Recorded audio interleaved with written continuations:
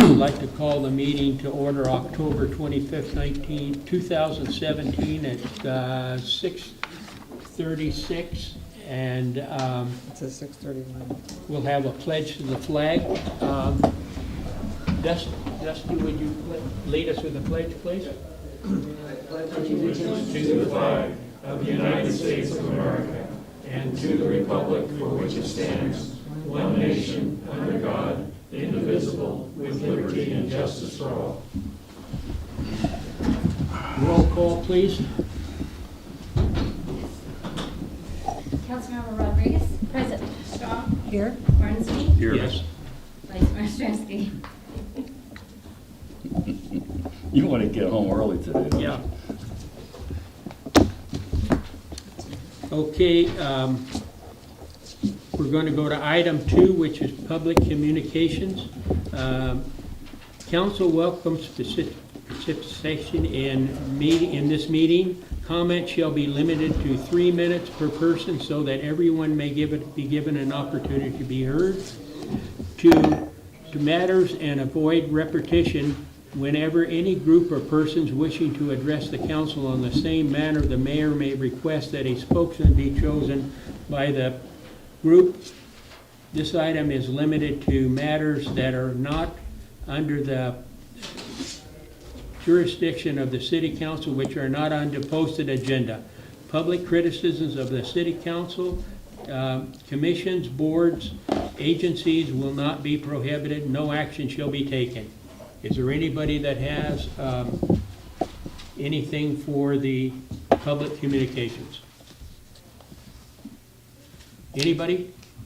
Okay, going on to 3.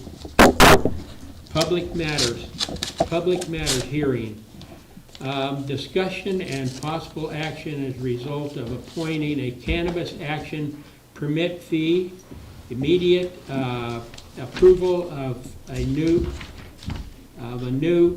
job clarification for the assistant planner, code compliance officer, and support of administration of cannabis action permits, and provide comprehensive reinforcement resources. Dusty? Thank you, Vice Mayor Stransky. Good evening, council members. Dusty Dooley, still the city planner. So I did a great job introducing the item. Just very briefly to start off, I'd like to go over and identify the items that are in your agenda packet. As always, you have the agenda summary report, followed by the staff report with a number of attachments, including some information on Proposition 26, which establishes in part the rules for coming up with these fees today. Basically, we're in a situation where we're looking to recoup our cost of providing and implementing the cannabis program. You also have the cannabis program estimated startup and renewal costs. Attachment C provides staff's calculations for how we came up with the recommended initial permit fees. Attachment D, same thing, but for the renewal permit fees. Attachment E has a brief description of the city's estimated time that'll be required for different types of cannabis activity permits. And then you have attachment F, which is the resolution that we're seeking approval for tonight. There's also a couple other handouts that you just received from our city clerk. One was some information that I received from Council Member Ornstein earlier today that gives a further breakdown of staff's analysis, which should be helpful for you. Kind of gives you an idea of about what existing staff members would be spending on a weekly basis, potentially on cannabis activity permit matters. And then you also have some work that our previous intern did, breaking down some fees that other jurisdiction charges, including special taxes that we don't currently have, but may present to the public next November, or November 2018. So hopefully this information is helpful for you in guiding your decision tonight. So So just the methodology for developing the recommendations, again, these are estimates based on staff's best educated guess. We anticipated the number of applications that we'd receive over the first year of the program, which was 29 applications. That was estimated to cost the city about $350,000 to support the cannabis program. That includes the startup costs, existing staff time, along with the additional one staff position for an assistant planner / code compliance officer.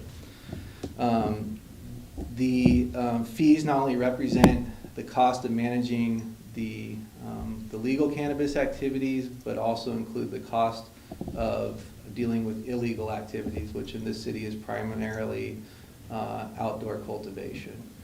So again, the idea is that to help create a level playing field, those people that are paying to get permits would also want to see us have the ability and capacity to enforce the illegal activities. And that information is captured in attachment B. Within the 29 applications, they're broken down by permit category. So for instance, we anticipate receiving 7 applications for indoor cultivation. At this point, and I should say that the backup and say how we came up with the 29 applications was primarily based on correspondence we received from prospective applicants, mainly over the last 6 months. At this point, we've been contacted by a number of folks that want to operate legal indoor cultivation sites. It's all been on the large scale, over 22,000 square feet, or at 22,000 square feet. You'll notice that we do have a tiered down permit fee if we do get folks that are interested in doing smaller indoor operations. So again, anticipate receiving 29 applications. On attachment C, we've broken them down by permit category, and we identify the percentage of admin and enforcement efforts for each permit type or category. And then that helped us allocate each permit's share of overall program costs. And that's how you see a difference in permit fees for, say, a testing lab versus a manufacturing facility. The level of staff involvement to ensure that a manufacturing facility is operating correctly is likely going to be more so than, say, a testing lab. So then on attachment D, you have that same breakdown for the renewal costs, but we didn't factor in the initial startup costs. So that's why the renewal fees are slightly less than the recommended initial permit applications. You also notice in Exhibit A of the resolution where you have the recommended permit fees, there's a little note at the bottom providing the Community Development Director the discretion to keep very small projects that don't require additional permits or don't require a significant amount of staff time to sort of work on those and charge them differently than the application fees. So the example I could think of would be, we've had a number of locals show interest in, making edibles. If there's an opportunity to do that on a very small scale, we would look to try to support that and recover actual costs if it was going to be a minor project. I don't even know if that's a good example or not, but we certainly wanted to have some sort of avenue to keep very simple projects outside of what are considerably high application fees relative to some people, but not relative to other jurisdictions actually. And you can see that from one of the handouts that was provided to you.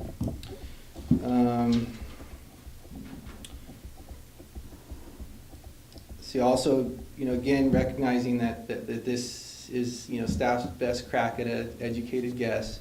Not a financial planner. This was a new avenue for me.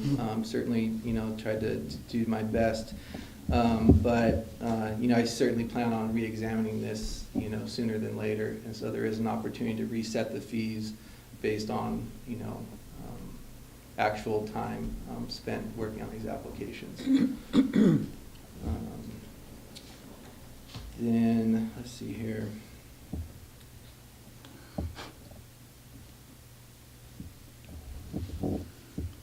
So just a quick note. Again, this was staff's best guess at it. I don't know if these are going to seem high to some folks or if they're going to seem low. And certainly you can direct staff to come up with a different recommendation. If we do decide to go with a higher fee, we would need to continue it to a future meeting and renotice the project with those new recommended fees. So just something to be aware of. And then one amendment, something that I failed to recognize in the initial recommendation is with dispensaries, we're potentially looking at a competitive process. The ordinance only allows for up to 3 dispensaries to be located within the city limits. What I envision happening, and it hasn't been set yet, is opening up a window for submitting applications. I don't know if it's 30 days, 45 days, 60 days. Certainly if we don't get more than 3 applications within that window, then it's kind of a moot point. But if we do get more than 3, then the code identifies a competitive process to go through. And what I'd like to see happen is I'd recommend that we collect an initial $2,000 deposit for those seeking applications. And then if they were to receive the application, that deposit would go towards that overall fee. Those that did not get selected in the competitive process, we would keep their $2,000 to pay for staff working through that process. So again, we are looking for to conduct a public hearing and to pass the resolution approving the cultivation program fees as recommended in Exhibit A, as well as authorizing the new assistant planner code compliance officer, and then establishing the salary range for that job. And lastly, I'll just note that if that was approved, staff wouldn't be opening that position until we actually realized cannabis application funds. So with that, I'm happy to try to answer any questions. Yes, go ahead. Well, thank you. I think you've done a very good job of trying to, estimate something that's really hard to estimate because it's new to us, but it seems to me you've done a very reasonable job.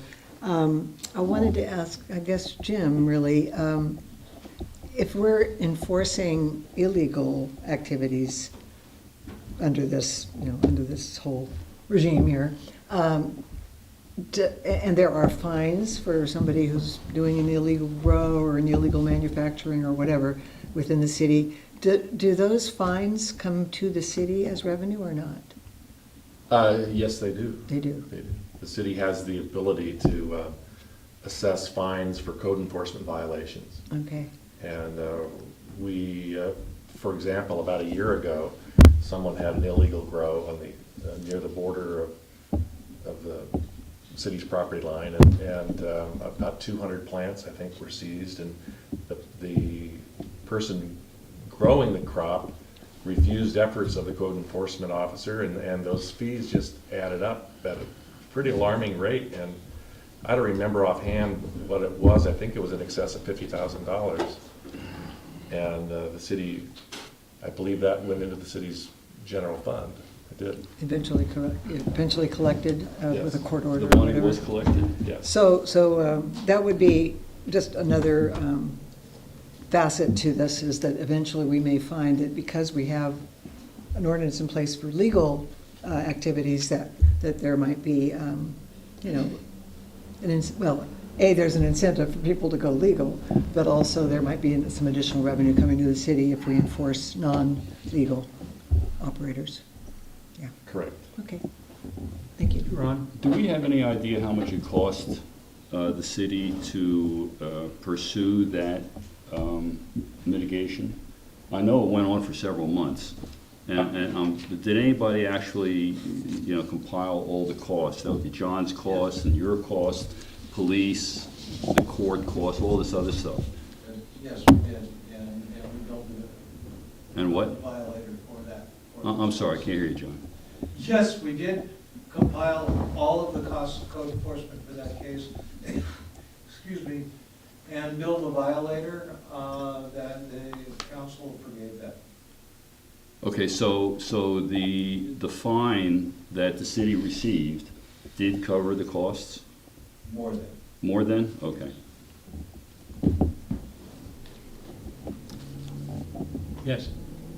So I had a question. I was a little surprised when I saw that we had 100 applicants for within the city limits, but then reading over the report, it stated that an estimated number of permits were 29. Is that the We've had over maximum, 100 or people. was that the maximum amount of permits that we're anticipating approving, or did you just use the number of 29 to be able to do a cost analysis? And I apologize if I miswrote that, but we've been contacted by 100 prospective applicants. I'm not anticipating that all 100 are gonna submit permits. Yeah. Okay. So we've been contacted about a number of people that were interested in the city's permit process and establishing businesses.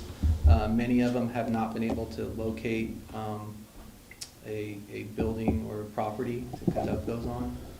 And as far as like overall, it's based on, available land, willing landowners. So if we have 100 buildings that can house these permits, we would then issue 100 permits? If there was It's available- market driven, If there so. was available space and the permits were Yeah, applicable. yeah. So again, that 29 is just a guess, but That was it's just a sort of hope. based on, over time, you get good of sort of feeling out those that are really serious about investing a significant amount of money in your city versus those that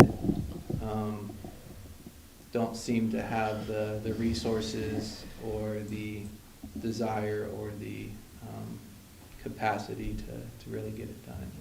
So then does the 29 represent your gut feeling about how many are serious about submitting their application at this point in time? Is that what the 29 represents? That's a fair way to say it, yeah. And that's probably looking at the first year.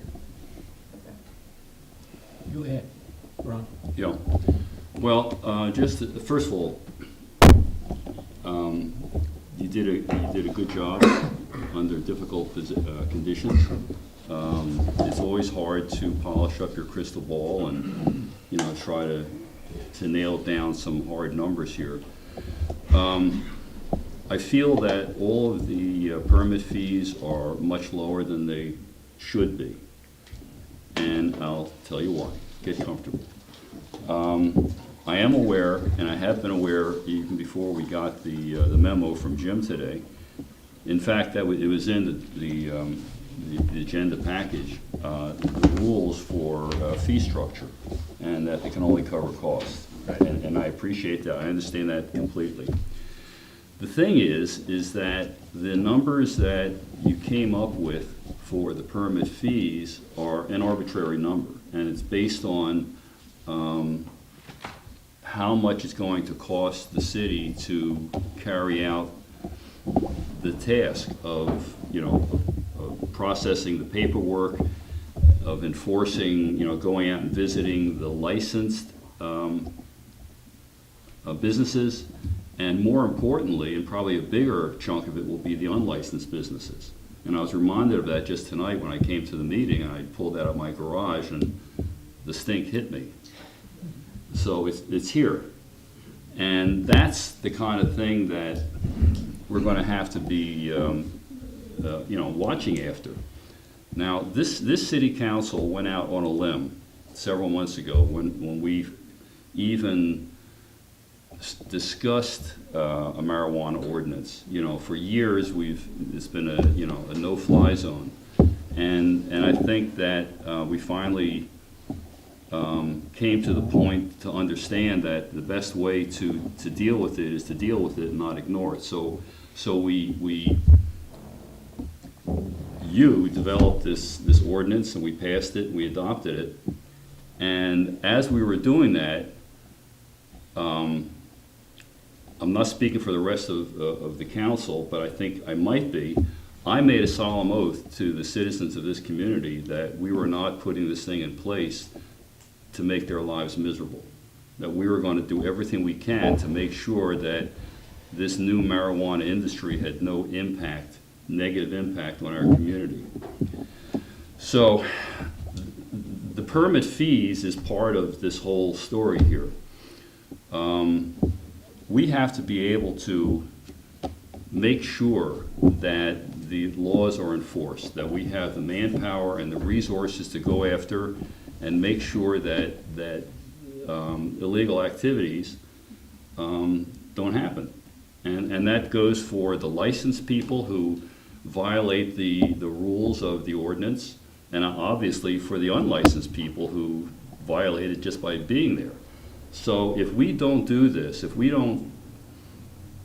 not diligent, if we're not able to be diligent and make sure that it's done properly, then there's really no point in us having passed the ordinance in the first place. I mean, if we can't enforce it, why bother? And quite frankly, if we pass a law and we can't enforce it, then we look like fools. And I don't like even though I try hard every month not to look like a fool, I don't like it, you know? So anyway, being a numbers nerd, I like to look at these things and see just, what we're talking about. So I took a look at your, I guess it was attachment B. And the sheet that was passed out to you is tonight is my version of attachment B. It's an analysis of what we're looking at. So, for example, you have the position of the assistant planner and code compliance officer, and his percentage of the program obviously would be 100%. I used 2,000 hour year, which is a standard measure for full-time workers. So that's a straight pass-through. The $118,000, that would be a straight pass-through. Then you look at the city planner and all the others. And in the column that's entitled hours at 2,000 per year. Oh, yeah, right. You can see that the city planner, with using the 15%, he would dedicate 300 hours a year to this. The building official would be 200 hours a year, and on, right down the list. And then I turned that into hours per week, which is the next column. So the city planner, under this plan, would spend a little under 6 hours a week on cannabis issues. The building official, under 4 hours per week, and so on, as you can see. The police officer is like less than 4 hours a week. The police chief is 2 hours. It seems to me that these are very, very small numbers. In reality, it's unlikely that any one of these people is going to spend anywhere as low as the numbers that this works out to be. And I think it's realistic to assume that I think it's going to be twice as much. I think these hours can be doubled, and still we might be falling short for a reasonable forecast of how much staff time is going to be spent on this whole thing. So I think based on that, we need to take another look at this, and raise these rates. Now, I also have some other information to support this theory. One of them is the sheet that you had prepared, which outlines all of the different jurisdictions. And this is the second sheet that passed out.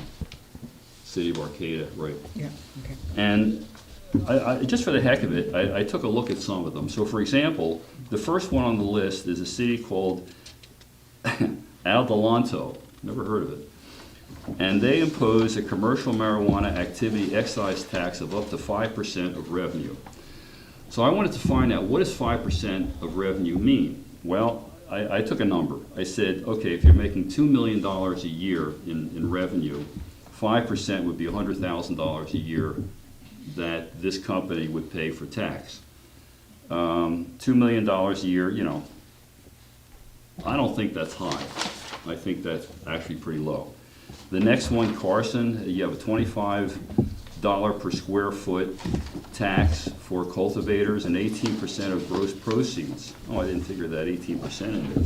So anyway, 22,000 square feet, which is, you know, the limit that we're looking at $25 a square foot, that's over $500,000. You know, if I could interrupt you for a second, I don't see those cities on this list, Adelano and Carson. At the bottom, This is right on the first page. Oh, I'm sorry, there it is. Yeah. There it is. but also, can I interject also, those are taxes and we. I without- understand that. I we understand, I understand that. My permit point, fees. but that's, the point is, these are figures that are imposed upon these businesses and that they pay, whether it's through taxes or through fees. And the bottom line is, the company is going to pass the tax or the fees on to the customers anyway. So this clearly demonstrates that the money is available and it's not a problem. Now I'm going to go further. We have at least two projects that have been around here for a year, 2 years, one of them may be close to 3 years. And the first one, I think he came to town, I think it was like 2 years ago. And he bought a property, an industrial property, even before we even started talking about this whole thing. And one night at the city, he came to the city council meeting and he stood right in that spot and he said to us, he told us what he wanted to do. He was planning to make a grow operation in there. And he said that he is willing to donate to the city $200,000 a year. Now, we didn't get into a discussion about this wouldn't be a donation, this would be a tax, you know, it's not like a voluntary thing. But the fact is, he stood up there and he voluntarily said to the council, to the public, and if you don't believe me, it's on a DVD somewhere, he said he was willing to give the city $200,000 a year for the privilege of doing business here. So $200,000 a year was well within his comfort zone. Okay, number two, we had another entrepreneur who wants to do a whole complex in town. And I'm not identifying them at this point, but you know, I'm sure everybody knows what I'm talking about. And they created this document. And it's beautiful. I mean, it's glossy and it's well done. And part of it is he goes through, and I have a copy in case anybody is interested. He goes through and he lays out each of these operations that he is proposing. And then he summarized them on the back sheet as the total direct economic impact to Willits. So for example, he lists cultivation. He projects that he is going to have 37 full-time employees at $44,000 a year, which is $1.6 million in wages, plus $45,000 in taxes for almost $7 million of cost to him per year for this. And of course, he's using the term taxes, but that can be taxes, fees, whatever. It's money that he is programming that he's going to pay to the city. And then he goes right down, and by the way, if he's looking at $1.6 million in payroll and $45,000 in taxes, compare that to the fee that we're proposing to charge him of $17,000, it's a pittance. And he is, you know, he put this information out, and again, this is how much he's willing and able to pay. But So- aren't you forgetting about our legal right to what we can actually collect, and the fact that we haven't passed a tax? We have to wait. No, I understand that, and I'll work my way around. What I want to do is I want to build a base here that the people who are looking to do business in this town are looking at much higher costs of doing business before they even come here, which is acceptable to them. Now, here's the interesting thing for me. He totals everything up. I just described the cultivation. So he totals everything up, and he comes out to total cost for 1 year for payroll and taxes is $4.5 million. Now, some of you may or may not understand how business works, but the way business works is you start out with what your costs are, and your costs are your payroll, your taxes, the cost of the building, the cost of the material, and all the other costs that you have, and then you add a little profit margin on top of that, and that gives you the selling price. So if you're starting out with partial expenses of $4.5 million, I don't think it's out of context to say that he is forecasting that his total cost will be somewhere in the $10 million range, which means that his projected revenue is going to be north of $10 million, 12, 15 million, whatever. And if we go back to some of these other things that we listed before, if we put a 5% tax on $15 million, well, I don't know, do the math. That's what's $3 million? I forget. I should have done that, but that's a lot of money. The point is they're willing and able, and they're projecting to pay this kind of money. Now, in answer to your question here, what this all comes down to is we're looking at these numbers that Dusty came up with. And as diligent as Dusty is, I'm pretty sure that you do not have a document that will clarify exactly where this is. You said it yourself, it's a guess. It's an educated guess, it's a good guess, and that's what it is. But my feeling is that it's way lowball, and that we could probably prove, and I'm sure we would have to prove, that what I'm saying, if we double this thing, we could justify the cost as well, because not only, we're in new territory here. This is a whole new world. We've never done this before. We've never had a full-bore program to go out and make sure our town is under control as far as marijuana is concerned. So we don't really know how much it's going to cost us to go out and patrol the streets and to look over fences and, all the stuff that we're going to have to do. But I don't think it's unreasonable to double the rates, especially in light of what these other, jurisdictions are charging, and the fact that these entrepreneurs have indicated that they expect to pay much more than what we're doing. And one more thing, and then I'll step down.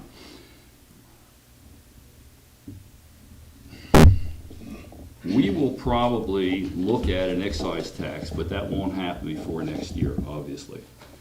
And if anybody's been watching what goes on in local politics, with taxes and stuff like that, they're not always passed by the citizens. I mean, the fire department they wanted to pass a tax for a bond 2 years ago. And that, if anything is important in this town, it's building that new firehouse, but it was defeated. And so, nothing is sure.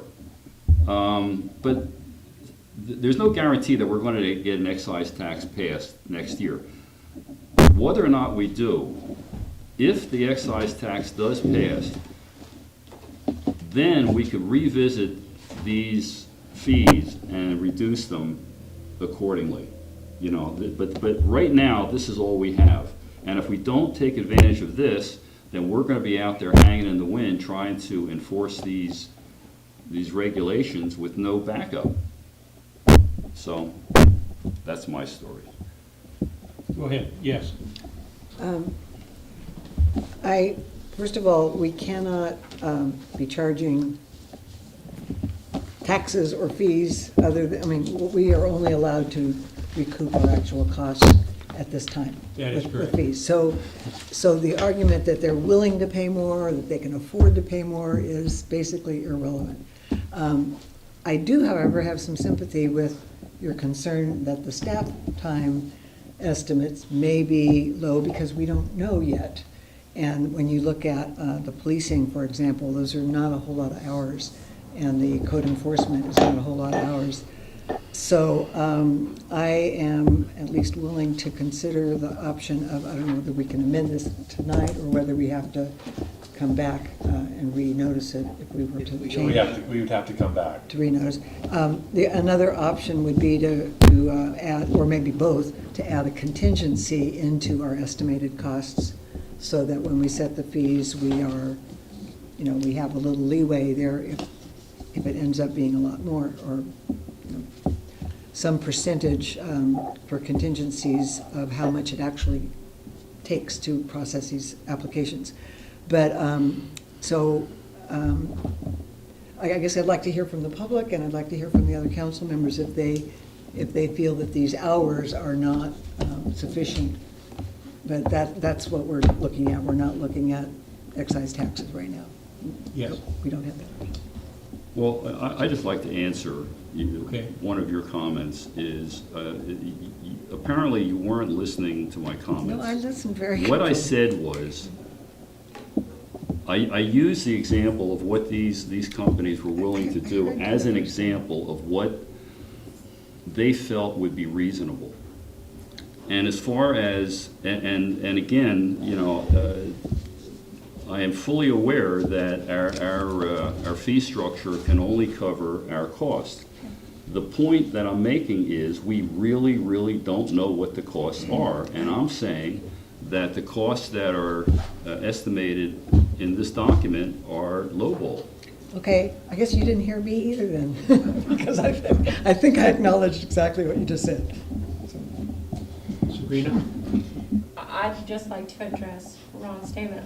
I know that you read to us some business plans, but in trying to get this ordinance passed, an entrepreneur's responsibility and trying to create a business is to sell you in order to get what they want. Well, they came in here, they told us what they wanted, they told us what they thought they could offer us. The fact that somebody sat here and said that they would donate $200,000 or whatever, that really, until you saw the check, that didn't mean anything. Or the fact that they say they'll fix up the community or they'll donate. If you want to do those things, you could do those things now. They didn't have to wait for the ordinance.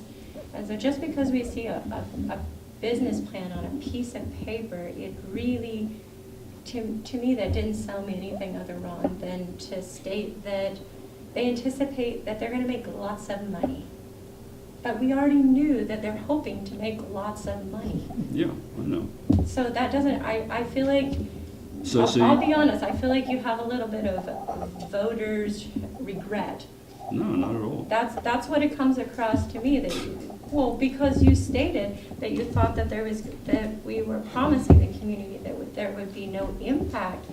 And there's no way we can say that by passing this ordinance, there'd be no impact. We can say that we're hoping to minimize the impact, but no impact is not a fair statement. Again, just the simple passing of the ordinance has had an impact on community morale, if nothing else.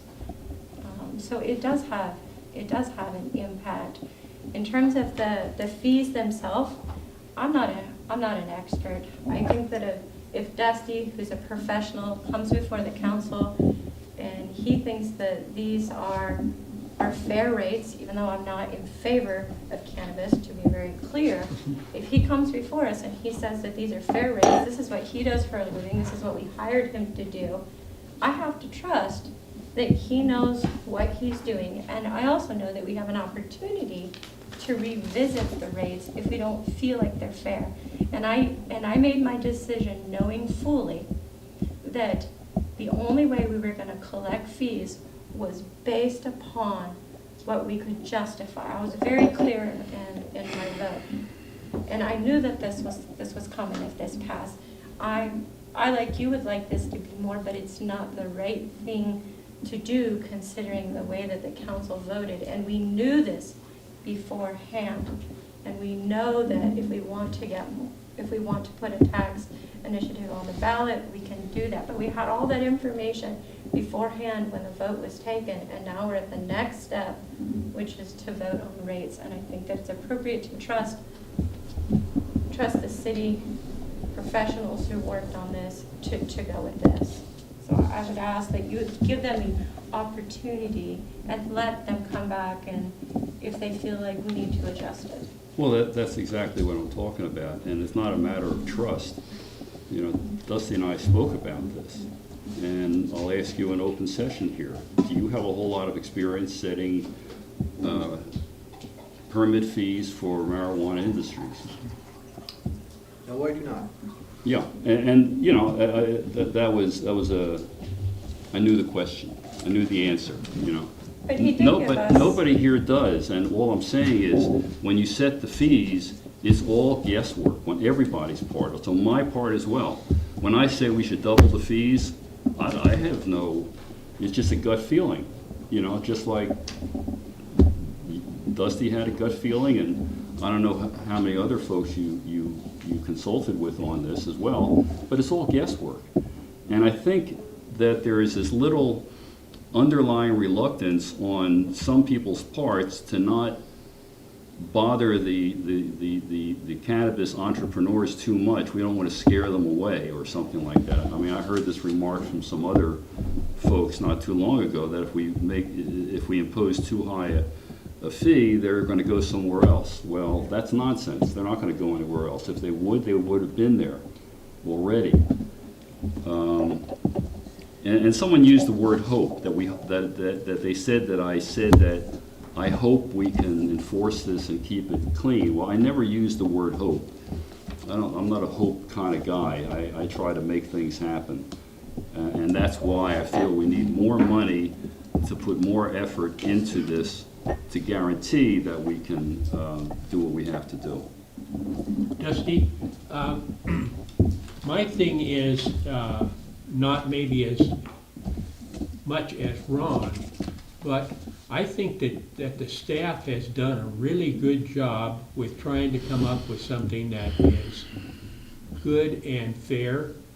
And the thing that I look at is that if it's not going to work out in 3 months, which it says in the agenda that we'll revisit it in 3 months, that we can do something to make it different, different fees or whatever.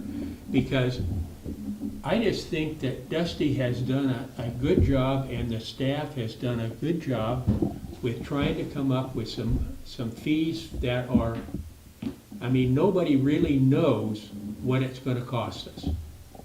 And the enforcement part of it, I think, is going to be the most expensive of any of it. And I just think that I would have to, and I thank Ron for coming up with what he's done, and he's put in a lot of work on this also.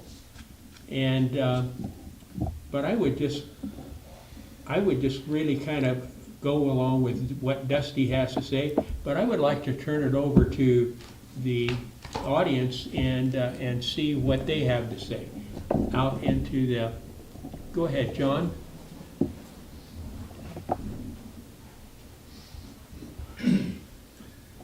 I have a couple of questions, just to clarify my understanding of how all this works.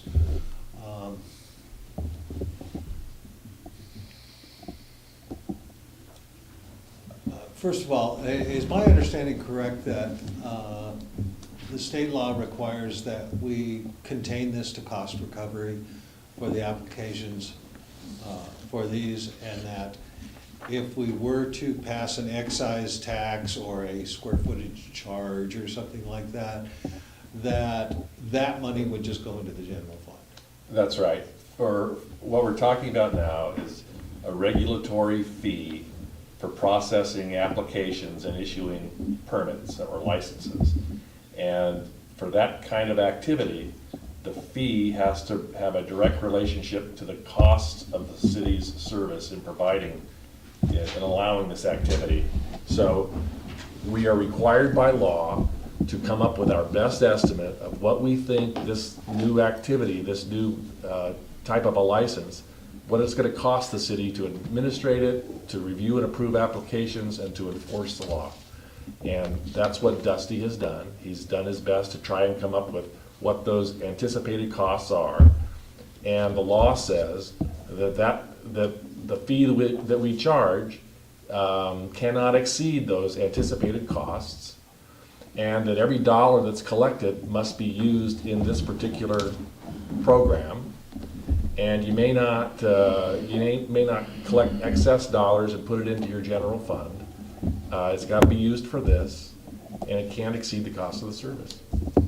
So potentially, if we wildly overcharge, the state could step in and discipline us and say, maybe you need to give that money. Right, or someone could challenge it and complain that we are charging, and the comments that we've heard here that, well, they can afford to pay it, that doesn't help the record. You know, we're having a public record being made tonight, and we shouldn't be establishing fees on the basis of what the applicants can afford, or with the notion that, well, we can pad our fees now, and then when we do an excise tax later, then we can reduce our fees. Our fees for administering these programs, issuing the licenses, have to be related to our costs. So it's basically in and out. Right. Question number 2. Our outdoor marijuana cultivation ban has been on the books since, I believe, 2006. This is a separate ordinance addressing a completely different situation. It really, if you look at it closely, it's got nothing to do with illegal backyard grows. This is an ordinance that we're passing to control a legal industry. Is it legitimate for us to take money out of the funds dedicated for this ordinance and to use them to enforce an outdoor cultivation ban that's been on the books for 12, 13 years and that we've been enforcing out of the general fund? And if that's the case, wouldn't we better look at an excise tax as a way to backfill the general fund to attain more complete enforcement or a higher level of enforcement against the outdoor cultivation? And wouldn't that be a more direct way to fund the enforcement than it would it coming out of this business that, in my mind, is a completely separate business? Well, I think that would be a legitimate use of an excise tax that you mentioned. As far as whether or not the fees we establish now may be in part based upon our estimated cost of code enforcement for illegal grows, when we are licensing legal grows, can we charge those applicants money so that we can go after the illegal outdoor grows? The rationale that I heard was that the applicants deserve a level playing field, and that sounds like a legitimate and reasonable goal. And so I'm not aware of any person ever challenging that, or whether that whether the use of fees, whether the determination of the fee amount may include the cost of code enforcement for illegal grows. I'm not aware of any challenge to that, or any court decision to that, or whether any other cities have likewise factored that into their fee amounts. Perhaps Dusty knows that. I want to say that as the code enforcement officer who's been responsible for 10 years for enforcing the outdoor cultivation ban, short of being incredibly more intrusive to our constituents, I don't understand how I could do a more complete job of enforcing the outdoor cultivation ban, short of things like, hey, can we buy a drone for me to use to find these places? And then, can I have the legal support to say, I found this place on Google Earth, or I found this place flying with a drone, and I want a warrant to go in their backyard? And the point I'm making is, as your code enforcement officer, I'd love to have more resources to enforce this ban. But also, there are a lot of privacy issues involved here. And for me to get a lot more aggressive about enforcing the outdoor cultivation ban, I'm gonna need more personnel, and I'm gonna need more equipment, and I'm gonna need more authority. Thanks. Anybody else? Ruby Pet Shop. It seems like you guys are just blowing smoke, because this has been illegal for years, and it doesn't seem like it's been enforced. I mean, I live next door to the freaking chief, and my neighbors were growing, and I couldn't get anything done. And it's like, so we're gonna make some of it legal, and then we're gonna force all these things. I think you're wasting our time and our money. Thank you. Anybody else?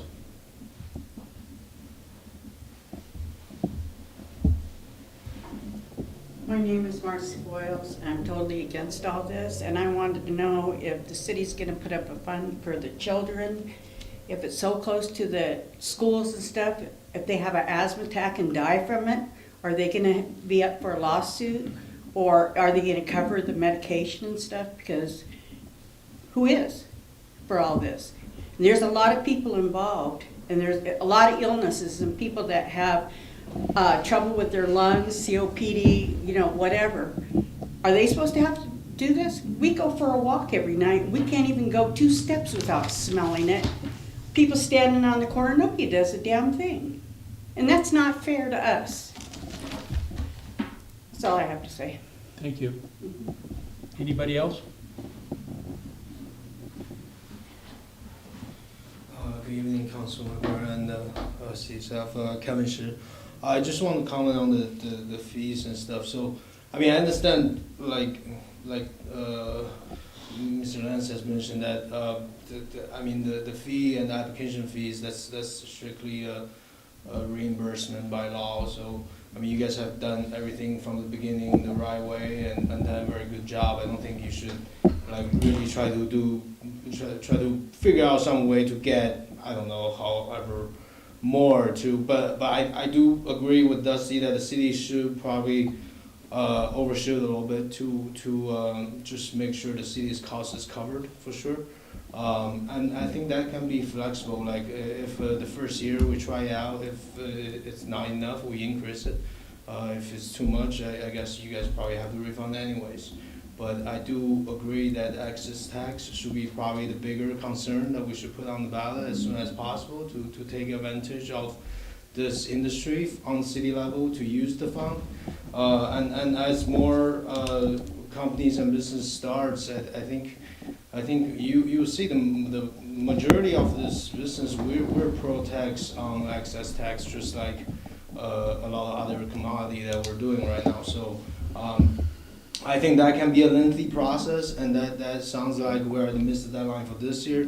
So I definitely will highly recommend we work on that as soon as possible, because after all, this application fee, we're talking about probably another double it, another $10,000 to try to recover the cost. But at the end, you can't really apply that fund to anything else. So with excess tax, then the city will be able to finally tap the potential of the tax dollars in a way that maybe the city can decide to set up a fund for students in town or for recreational projects in town through that tax that you'll be collecting. But I think that's where this need to happen and should happen. In terms of application fees, I mean, I do agree. I see what Ron's saying. I understand we did mention some numbers to everyone as well, but at the same time, that include all the tax amount from the local level and the state level. And the state actually have idea of where they're going to charge on the license fees right now. They have a rough number. I think compared to what the city has, like I just look at the numbers just now real quick, and I feel it's at the same ballpark. You're talking about probably about $30,000 application fee for the state level when they're doing a lot more due diligence and a lot more in terms of inspections, enforcement, and track and trace and all that. Versus the city is at probably $20,000 or $15,000 level, but also the responsibility is a lot less than what the state has right now. So I do feel that's reasonable on the ballpark.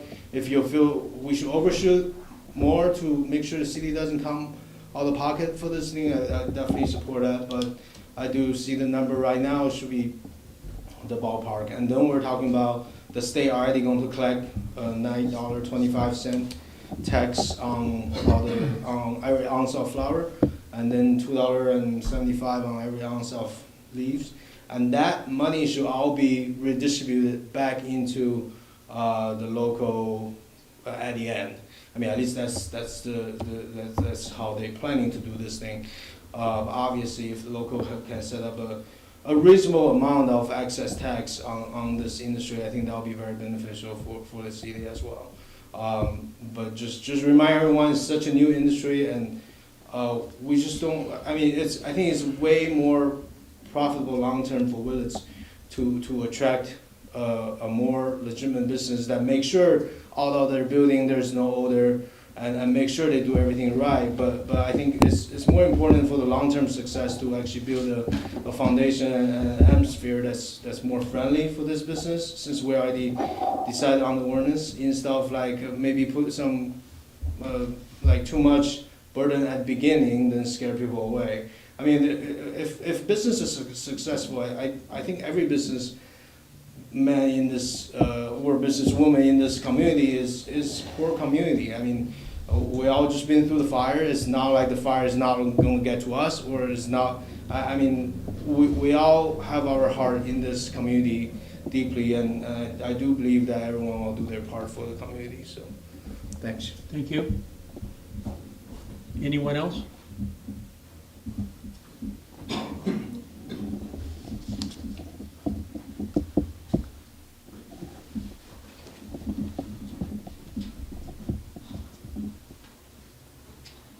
My name is Joe Carton. I live in Willits. I have long experience of the health effects of a major industry because I live just close to where Remco used to exist. And most of us have quite a story of the financial losses and the health problems associated with Remco. Anyway, I saw an interesting article in the Anderson Valley Advertiser by Max Caramello titled Pot Fantasies and Pay Raises. This was about the latest meeting of the Mendocino County Board of Supervisors on the 3rd of October.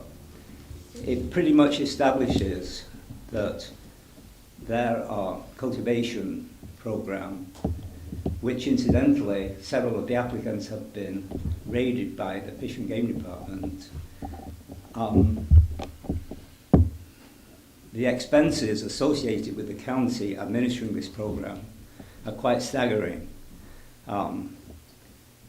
Not only do they require code enforcement personnel, deputy county counsel, legal secretaries of the personnel department, public health personnel, a platoon of planning and building staffers, but the existing people like the ag commissioner and the code enforcement chief, they're all putting in for big pay raises, and it's predicted that several dozen other department heads in the county are also going to be receiving big pay raises associated with this whole enterprise, which is perceived as a kind of a golden goose. So anyway, that I just wanted to put my input about this less than perfect future, which is projected by the Anderson Valley advertiser people. So thank you. Thank you. Anyone else? Okay, I'm gonna bring it back up here. Yes, Madge? Yeah, I just wanted to ask our police chief and our fire chief and Dusty if you feel pretty comfortable with these estimated time that you will be spending. Please come up to the loudspeaker if you're gonna If answer that's, that, please. maybe Dusty first, if you've already consulted with them, but that's a question in my mind. I forgot to include my pay raise in it. No, again, it's my best educated guess. Would I be completely surprised if some unexpected costs came up and things took longer than I initially guessed? No. But, yeah, again, it's my best guess at it. We're looking at not just that initial application, but over the course of the year, we're gonna have some fire inspectors go in and make sure that the, whatever chemicals they're using are fire safe, and we're gonna have, maybe spot checks of their video cams, and, just, there is gonna be an ongoing inspection during the course of every year with these applications. So I think that's my question, is the kind of number of hours per week, if you average it out over the whole year, does that look like it's going to do it or not? Because if we feel like we're lowballing it, I'm not comfortable with that. I want to be, I want to make sure we're covered. And if it means going back to 2 weeks from now to change the numbers a little bit, I'm okay with that. But basically, that's what this is about, covering our costs and inspection. It says in the agenda that we're gonna revisit this in 3 months. Where does it say that? I was looking. I remember reading, that's Yeah, in, it's either in the staff report, the agenda summary, and Yeah. what staff would like to do is provide you with an update on how things are going in a few months, and, it might take a little bit longer for us to get a really good picture, but, certainly we have an opportunity to revisit whenever we want, but. However, once we've adopted it, if in the next 3 months, all 29 or whatever number of people come through with their applications, they will pay these fees. but they're gonna come back in a year. In a year, that's true. Yeah. Sabrina, excuse me. So, I just, there's something that is just bugging me, and that's the fact that, yes, we're talking about cannabis right now, but just looking at the bigger picture since I've been on the council, we have a staff here that does an amazing job. We ask them to do things that require them to work many, many hours. We get frustrated with them. Every time they step up here, we second guess them over and over again. And we sit at the table and we think we know how to crunch the numbers better or do it. And it drives me nuts. Why do we have them? What's the point of Dusty putting in all these hours if every time he steps up to that podium, we second guess him when before we got here tonight, we've had this agenda. We had every opportunity to go talk to the department heads and ask questions. When we sit at this table, we should already have a pretty good idea of where we're gonna vote, what we're gonna do, and answer any last minute questions or clarify something for the community. And we get here and the meeting starts at 6:30 and sometimes we're here till 11 o'clock because we just chase our tail in a circle. And it feels extremely dysfunctional. And it's wearing on me. I know it's wearing on the staff. I know everybody's thinking it. Nobody wants to say it, so I'm putting it out there. I'm tired of it. We've got to start acting like a professional council. Like, we got to get our act together. This is ridiculous that this keeps going on. Twice a month we come here and we waste these people's time. The public gets frustrated. They feel like we're a dysfunctional council. It's not necessarily the way we vote, it's that we can't seem to get our act together. This has to stop, and I apologize to everybody who sits here late into the night listening to us just spin the talk. Thank you for all your hard work. I know this isn't perfect, but you gave us your best effort. I'm not in favor of it, but I respect your work.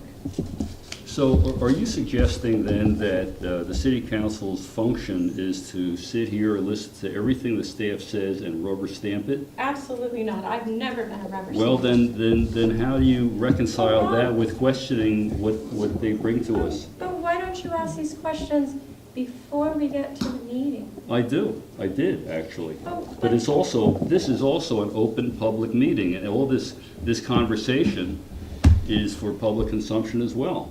That's why we're here.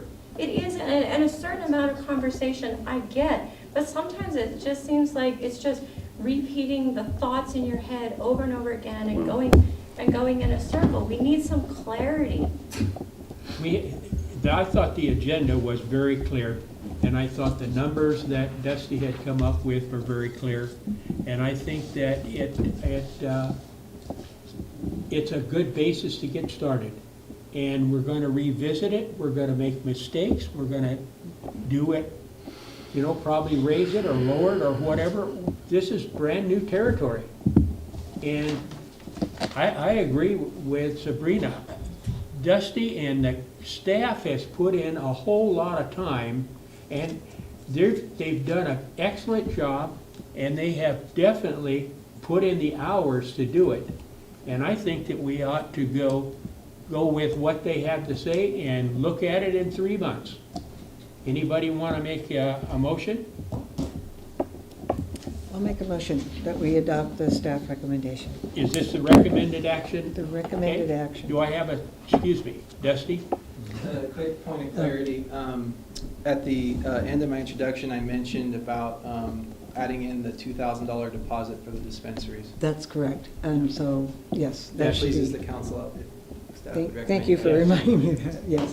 So Do I have a second on, Can we get just a quick clarification on the motion as well? Because it isn't just approving the rates, but is it also an approval of the new job yes, classification? it's everything in there. It's number 1, which is approve the marijuana permit project, Please. authorizing an assistant planner, a code enforcement officer, and establishment of salary range for an assistant planner and compliance officer. And fourth is a initial non-refundable fee of $2,000 for the dispensaries, for the dispensary. And then, there was one other thing. And Dusty had mentioned that the assistant planner position would not come Go online until we got the money. until we have fees coming in, yeah, Okay. okay. So Okay, that. do I that's have a one. second? I'll second the motion. Do you have that? I have it. Okay. Any other comment up here?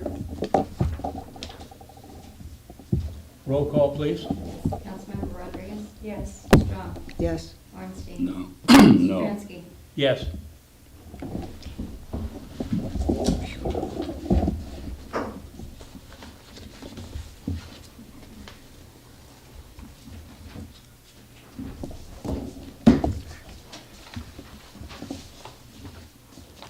We'll go on to the consent calendar. Matters listed under the consent calendar considered to be routine by the city council will be enacted by a single motion or a roll call vote for the city council. Items may be removed from the consent calendar upon request of a council member and action upon a separate by the city council. Is there anybody that wants to pull anything on the consent calendar? no, I would like to move approval. of- Anybody want to make a A motion to motion? approve the consent. do I have a second? I'll second the motion. Okay, you have the two. I want a roll call since it's money. Councilmember Rodriguez? Yes. Strong? Yes, Ornstein? Yeah. Yes. Stransky? with the money. Okay, 5, information. These are matters that don't need any kind of consent, right? I mean, other than just the information. The right to appeal, number 6. Persons who are dissatisfied with the decision of the city council may have the right to review the decision by the court. The city may adopt, and the city has adopted, section 1094-6 of the Code of Civil Procedure, which generally limits 90 days time in which the decision of the city board agencies may be justifiably challenged. Anybody? Okay. Commissions, agencies, anybody? Okay, go on to 8, city manager's report. I have a couple items real quick. I have been speaking with Avery. She's doing very well, keeping her up to date on things that are happening here. She's enjoying her time with her grandbabies, and family is doing well. Public Works, I'm just going to touch on a few things. Park has been completed. They put down the bark today, so everything has been done. The trees are all planted, the irrigation's in, the drip system is up and running, everything is going really well. The electrical, the underground electrical obviously has been put in, the hand dryers have been installed in the bathrooms, the grass has been reseeded, so hopefully come spring we'll be looking pretty good. They're pretty excited about it now that it's complete. Tomorrow morning at 9 a.m. Caltrans will be flagging, doing traffic control at the intersection of Main Street and Sherwood Road. They're going to restripe the intersection and a short ways up Sherwood Road. So they will be doing that. I did post it on Facebook so the community will know that that's happening. As most of you know, last night we did have issues with communication again. We had landlines but no cell phones and no internets. I did get on the phone, and those that I couldn't reach, I went to their homes to let them know, as far as council members, that this was happening. I went to the PD, I talked to dispatch over there. They had received several calls to find out what was going on. And apparently, between Comcast and AT&T, they had some issues with some lines in Humboldt, and it reflected clear down to Redwood Valley. And so everybody was out till approximately 11 o'clock last night. I did ask Debbie to call Chief Wilkes, and I believe that she took care of that, so he'd know what was going on. So everybody was on board. I got in touch with sewer plant and water plant so that they would know because of the plants being online, but everything is on landline, so that was all good, and we had no issues. Is anything else? That's what I've got. Number 9, department recommendations, administration, city clerk. I have been going through files in Adrian's office. We're purging a lot of things and getting that spot ready for Bob to come in and take over. And I've been in communication with him probably 2 or 3 times, just keeping him up to date also. And he's going through, he's getting the same packets that you are, so he will be. And he's coming on the 6th. To go when he gets here, yes. He'll be here the night of the 5th. Okay. Finance. Not present. Human relations. Not present. Legal. No, nothing. Okay. Public safety. Nothing to report. Thank you. Community development. Planning. Building. Code enforcement.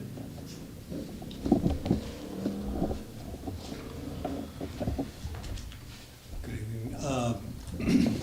Nothing serious, but I do want to mention that we, thanks to John Takas at North Bay Solar, we have doubled the size of our PV solar array on the roof. We're now putting out over 6 kW. And again, that material and labor donated by North Bay Solar. I think we're pretty much at the end of the cultivation season outdoors. I'm really, really hoping that I don't have much else going on. I have had an administrative hearing to deal with one case. Other than that, basically the rest of the cases have been closed. Thank you, John. That's it. Public Works and Engineering. No. City Council and Committee reports. League of Cities, jury's out. IMCOG met and as reported to you last time. EDFC. Nothing to report. Solid waste. Well, I missed the meeting of October 19th, so I'm going to check the minutes and try to report next time. Okay. Transportation. I spent a day in Ukiah going over MTA's vision and strategic plan. It was a day well spent, and I'm looking forward to bringing to the next council meeting kind of a breakdown of the new vision and what their strategic plan is. We also held a regular meeting today that took place here in Willits. We talked about Willits' unmet needs, which I stated before about concerns in making sure that brook trails, what kind of MTA service we can offer up there. We also connected with Kathy, and I requested that we make contact with, there's a new general manager for MTA this last year, and she hasn't had the opportunity to meet with Caltrans, nor have I as the city's MTA rep in regards to the public transportation. So I want to make sure that MTA isn't an afterthought, but rather a forethought in any planning for the downtown area. And I think that's it at this time. Are we going to be able to ride if we want to with a new system that installed and everything going on the MTA bus? Yes, and also Larry, you have a meeting coming up with MCOG. No, it's the first week of November. Yes. And it's I believe it's the unmet needs. And so that'll be an opportunity for you to advocate for Willits for those projects. For Okay. example, brook trails, and making sure that as our new realignments comes in the downtown area, that money set aside, for example, we're gonna need to make sure that those bus stops have ADA accessibility and other factors, so. Okay. Yeah. I'm sure we can count on you to advocate for Willits. So. Thank you. District. It's LAFCO. Sherry is currently at their Okay. conference. Finance Committee, Has not met. Water and Wastewater System, Has not met. okay. Revive Ed, Has not met. We're waiting for Mr. Pearl to come on board, and then we're gonna schedule these meetings. Dustin Okay. and I talked about it today. Ad hoc committees, Caltrans, did not meet. Cannabis, no. JPA for the Willits waste water. Little Lake Fire Department. Did Chris go? Did not met yet.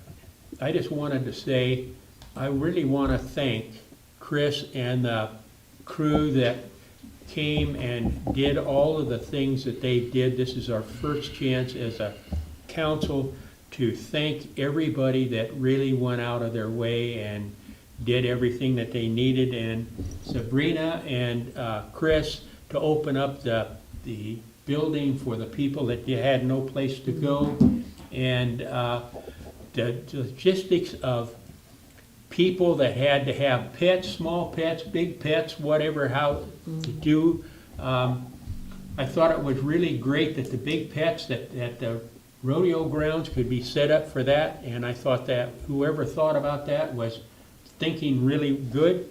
I know that there were people that came that had small pets, and it was a little different once the Red Cross got here, but at first, this building handled a lot of things that happened, and I just want to thank everybody that was in charge of that. And from my stint from 4 till 7, it was a pleasure to be here and to talk to the people that were still here. Other committees, Museum Committee. They have not met. Okay, and visiting Willits Tour Board. The only thing that's taken place is interviews for the board, but we've not met since. Okay. Council members' reports and recommendations. Anyone? Just that I'd like to personally thank every member of our community who participated in supporting the fire evacuees at all levels. The fire department was amazing. I saw firsthand how hard every department of the city worked to reach out to keep people informed, and just a sense of let's all pull together. Worked very, very long, hard hours at the city, the county level, and community, just general community members. I felt I was feeling a bit down, you might say, before the fire took place. Felt a little less hopeful about Willits, and I think that the tragedy of the fire brought us together a bit as a community, and brought back some greater faith for me and those that live in my neighborhood. So Yeah, it was very nice. yeah. Everybody really pulled together. Any other reports? Okay, 12, review and possible action approving the introduction, reading, title, and waive future reading of proposed ordinance modifying Chapter 1772 of the Willits Municipal Code entitled Non-Conforming Use and Structure Related to the Restoring and Rebuilding of Damaged and Legal in Non-Conformance Structures. Dusty. Thank you, Vice Mayor Stransky. Right, so you introduced it. You have the agenda summary report, and then you have the ordinance itself with staff recommended new language. And then I actually, our city clerk passed out just tonight, or is passing out, the actual full chapter. I kind of realized it was probably helpful to have the full context of the chapter rather than just the one section that we're recommending modifying. This matter is before you for a combination of reasons. This chapter 17.72 deals with legal non-conforming structures and uses. Appears the code was last revised in 1985. Again, the reason it's before you is it's the reading of section 17.72.080 along with the abundance of legal non-conforming single-family residences that we have in the city, primarily in our C1 zoning. And we had a zoning map up, but I actually took it down during the fires and brought it over, and so I'll have to remember to bring that back. But an example of these where we have these legal non-conforming homes at in the C1 zoning is the residential neighborhood between East San Francisco and South Street, and also a number of homes along Highway 20 when you start heading towards Fort Bragg past Burger King. The homes were legally established at the time they were built, but they don't conform to the current zoning. The C1 zoning does not allow you to have a permitted single-family home. Section 17.72.8080, which staff's recommending that we modify tonight, states in part that any non-conforming building damaged more than 50% of its then reasonable replacement value at the time of damage by fire, flood, explosion, earthquake, essentially act of God, shall not be restored or reconstructed and used as before such happening. So what that means is if that fire came and wiped out that neighborhood, we're not able to issue building permits for them to rebuild their homes, right? The staff has recently received a number of calls from real estate agents, loan officers, appraisers, certainly property owners, noting their inability to obtain home loans to purchase a house or to even refinance their own home. The reason being is that lending institutes typically require a rebuild letter from a local jurisdiction saying that, look, if this improvement gets damaged or burned down, we want assurance that they can then rebuild it. Because of that code section, we're not able to provide that letter to them. So that's the issue at hand.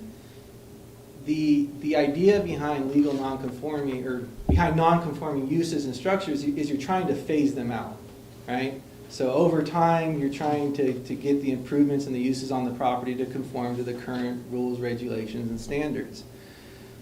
When I first started working here, I was curious as to why we had, this large residential area zone C1, were we trying to You know, do we really want to expand downtown that way, or, you know, what, I don't know quite what the logic and past history was for rezoning it, but my guess is, or my understanding based on sort of conversations with folks, is that we're not trying to phase out residential in that area, and we just may have an outdated zoning placed on those properties. So if that is the case, the proposed amendment would allow a home, a non-conforming structure that was damaged by an act of God, to be rebuilt and maintain its legal non-conforming status, provided it's done within a year. And that's very standard to have a year. You can't have it burned down and then come back 10 years later and rebuild it, right? So the idea is if something happened, they would be able to rebuild it if it was too close to setbacks, if it didn't meet current height regulations. You get to maintain that same level of nonconformity that existed prior to the accident. The catch is that you got to come in for a building permit within a year of the damage happening. This is consistent language that you see throughout a lot of other jurisdictions. We're not sort of inventing some sort of new tool.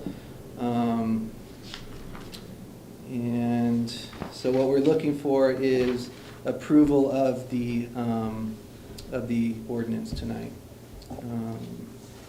And if you, well, excuse me, it's not approval. To introduce the reading the title of and waiving further reading of the proposed ordinance modifying chapter 17.72. And then if you did that tonight, we would bring it back to you at the subsequent meeting on November 8th for formal adoption, and then the ordinance would take effect after that. Yes. I just had a question. Does this wording mean that they couldn't build a 10% larger residence on the lot, or is it just only the same degree of building that they have now? So if you have an existing legal non-conforming structure or use, you can get a use permit from the city to expand it. Okay. That's good. Yeah. Thank you, Jim. As far as the revolt go, we'd be looking for them to do the same size or smaller. They could, if the house burned down, they're looking to replace it with a larger one, they could come in and try to obtain a use permit to rebuild a larger one. Okay, thank you. So this 1 year, when does the clock start? From the time of the accident. Okay, and what if they do not begin the restoration within the 1 year period? Then whatever they built would need to conform to the current zoning standards. Okay. Anything else? Yes. Just that when you're in your spare time, I assume that you're going to be looking at some of these outdated or maybe not what we really want. Yeah, thank you for bringing that up, and I kind of mentioned it. Our general plan is in long due of being updated, and I think part of that process should include a comprehensive look at the zoning for the city. And Councilmember Rodriguez, I think, even alluded to maybe starting that discussion possibly at the Revive Ed level, and I think that's appropriate. That process takes some time and some money. This is more of a quick fix. Anything else from anybody? To the community, anybody have anything out in the community to say, out in the audience?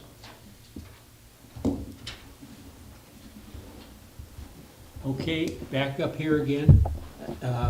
Anybody have a motion? I'll make a motion to approve. A second, please? It's actually, we're Possible to action. introduce and read the title of and Approve waive the further. introduction. Yeah, I guess that's all we're doing. Yeah. I'll second it. Okay. You have a motion and a second. Roll call vote? Councilmember Rodriguez? Yes. Strong? Yes. Orenstein? Yeah. Jones? Yes. Okay, good and welfare, anybody? Yes. I just want to remind people that on November 5th, Sunday, 4 to 7, there will be a hubbub, which is basically an open house for the Willits Environmental Hub, which Willits Economic Localization, the Environmental Center, the Eel River Project, Mendocino Wildlife Association are all sharing space at the nice building that's just south of Mariposa. And we'd love to have people drop in and enjoy some entertainment and food from 4 to 7 on November 5th. Anyone else? Yeah, I just wanted to share some information I got on the fire. For those people who maybe haven't had access to this yet, if you'd like to apply for the FEMA Disaster Assistance Funds, you can call the helpline at 1-800-621-FEMA. And if you suffer damage for your home and your business, you only have to submit one application that can be used for both of them.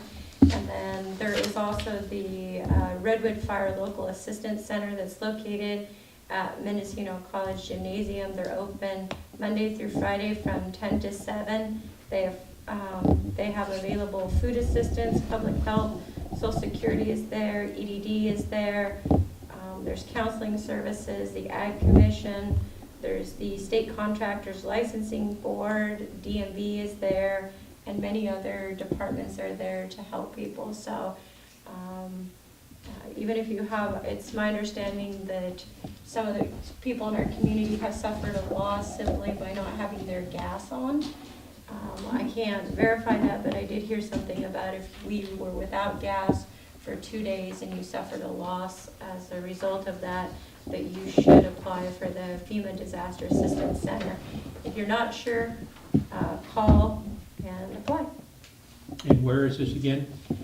Well, there's a number that you can apply Okay. that I gave out. I was looking for a website, but I would imagine that you could Google the FEMA Okay. line, FEMA information as well. Okay. Yes. A gentleman came to my, came to my door today and said that, sort of through PG&E and his company, which I don't have the name of, that they were offering to have free to the customer, to homeowners, to put solar panels. So they're offering this apparently to homes that are owner-occupied and that have good sun,